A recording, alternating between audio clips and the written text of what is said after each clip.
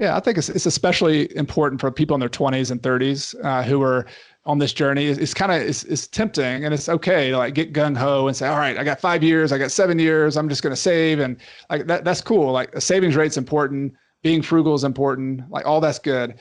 But I think one of the biggest pushbacks people give on why they're not getting into that kind of journey to financial independence is like, oh man, you house hackers, you financial independence people, you're not enjoying life, you're not having fun with it, and that's a whole nother conversation that, you have to spend money to have fun. Like, I don't necessarily agree with that.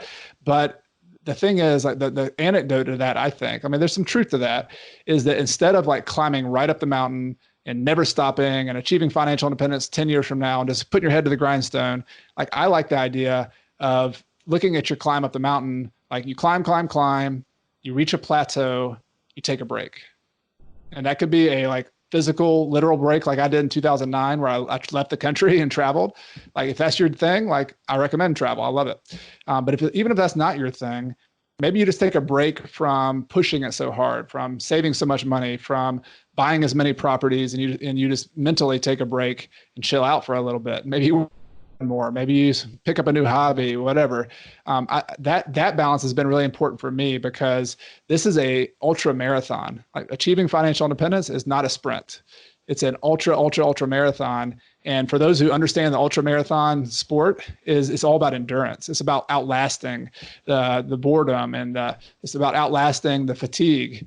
And so if you want to reach that destination, you can get there. You can reach financial independence in 7 years, 10 years, 15 years, if you really put your mind to it. But that's still a long time, and you don't want to wait to live your life until then. And so my answer when people push back and say, well, you're not enjoying your life, I say, well, there's a middle path. You can do both. You can save money, be frugal, then make that list that we talked about earlier. What's important to you? What do you enjoy doing? And why would I wait until I retire to do that when nothing's guaranteed?